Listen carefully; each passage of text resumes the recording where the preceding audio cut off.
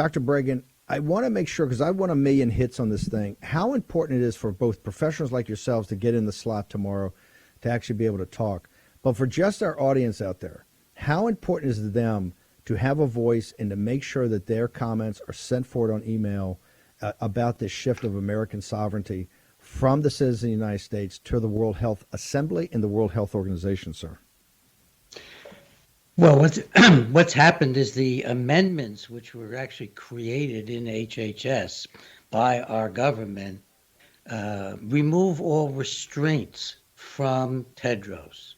They take away the restraints on his declaring a health emergency in a country. He can now declare a health emergency in a country without, if the amendments pass on May 22nd through May 28th. He can declare a health emergency in a country without consulting with the country, without getting any information from the country. And if the country resists, he can go ahead and within 24 to 48 hours, he can begin to mobilize all the resources of the UN against the country, which is resistant to saying that it has a health emergency that might influence other nations. And it is a wide open power that he has. There's no definition of health emergencies. It's strictly up to him it is very clear in these amendments. He just decides his priorities on how to declare a health emergency. It can even be only a possible or potential health emergency, and it's specified. He doesn't even have to know the source or the exact nature of the emergency. So they're making him a dictator over declarations of health emergencies, and then he can mobilize many, many different organizations within the UN. The UN itself can take actions.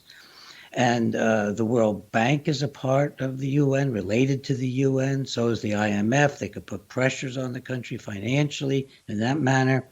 So this is a treasonous set of amendments. It is part of the Joe Biden, let's level America so we are absolutely not exceptional, so that we are like another one of the countries of the world, a third world country.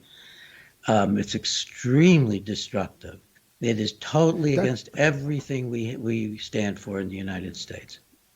Dr. Bregan, real quickly, we got about a minute or so, but if you read Plato about the guardians, and you're one of the senior, most respected guys in the medical profession, this is really taking it to the people that are supposed to be our betters. This is putting it to the elites. What is wrong with that, sir? It's to the elites. Well, it is a part of globalism. It is a part of the elite global control that I describe in COVID-19 and the global predators.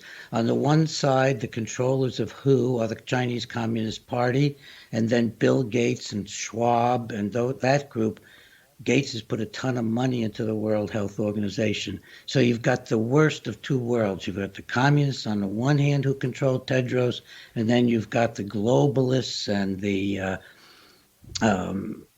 the whole works that's being presented by Klaus Schwab as the new direction to go in America, this is really the new world order. I want to correct two myths quickly. One, that the Senate has to approve this. That is not so. The international law, legally binding, says that we have to obey the regulations of the World Health Organization. We're a member of it. That's how it would stand right now. If the Senate took a stand, then we would maybe have some clout. But the Senate is, at this point would not be taking a stand. Another myth is that this is about pandemics, and it's not. This is about eventually seizing total control over world health. I want to just quote briefly what Tedros said a few days. Dr. Bregan, real quickly, just to go to the site. We'll get you back on here about Tedros. How do they get your book?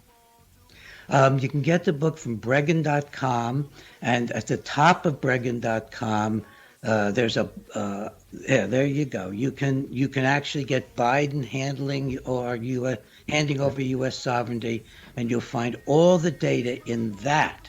Okay. Dr. Bregan, thank you very much.